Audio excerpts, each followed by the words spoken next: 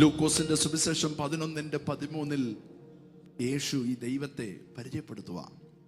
അങ്ങനെ ദോഷികളായ നിങ്ങൾ നിങ്ങളുടെ മക്കൾക്ക് നല്ല ദാനങ്ങളെ കൊടുക്കാൻ അറിയുന്നെങ്കിൽ, ശരിയല്ലേ?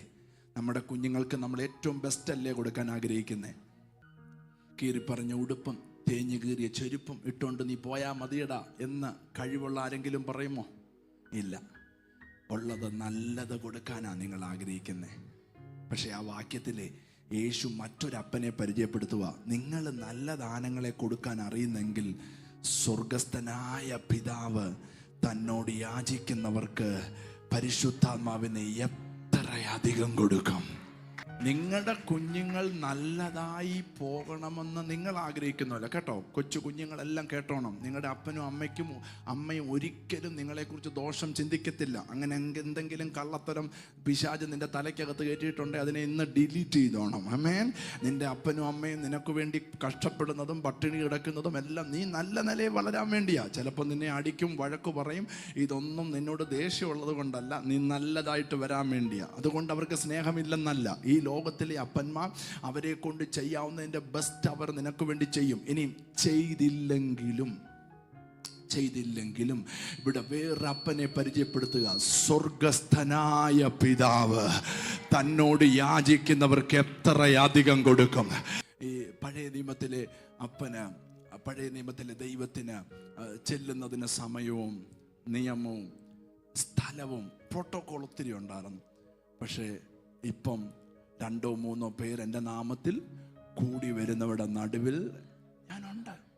ഇന്നത്തെ ലോകത്ത് ഇന്ന് ഏറ്റവും പ്രയാസമുള്ള പ്രോട്ടോകോൾ ഉള്ള ആള് അമേരിക്കൻ പ്രസിഡന്റാണ്. American president.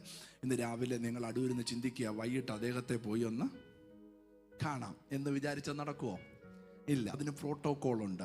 മാസങ്ങൾ നീളുന്ന, അല്ലെങ്കിൽ ആഴ്ചകൾ നീളുന്ന, അല്ലെങ്കിൽ മണിക്കൂറുകൾ നീളുന്ന പരിശോധനകളും പരീക്ഷകളും ഒക്കെ ഉണ്ടാകും. അദ്ദേഹത്തെ നമുക്ക് ഒന്ന് കാണണമെങ്കിൽ അദ്ദേഹത്തിൻ്റെ അടുക്കൽ എല്ലാവർക്കും ചെല്ലാൻ പറ്റുകയില്ല.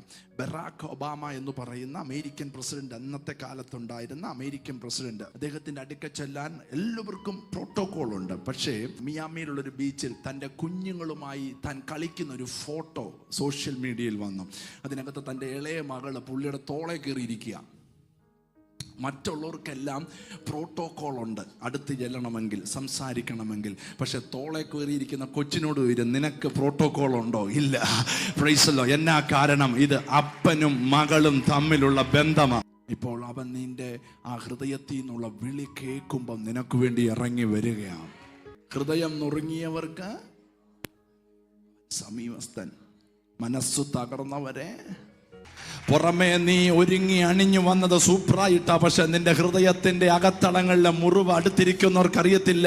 ഇവിടെ നിൽക്കുന്ന ഒരു പാസ്റ്റർമാർക്കും അറിയത്തില്ല. നിന്റെ ഹൃദയത്തിന്റെ മുറിവുകളുടെ ആഴം അറിയുന്നവൻ, അതിന്റെ പ്രതിവിധി അറിയാവുന്നവൻ, അവനെ ഇന്ന് പകൽ നമ്മൾ വിളിക്കുന്ന പേരാണ് നമ്മുടെ സ്വർഗീയ ഡാഡി.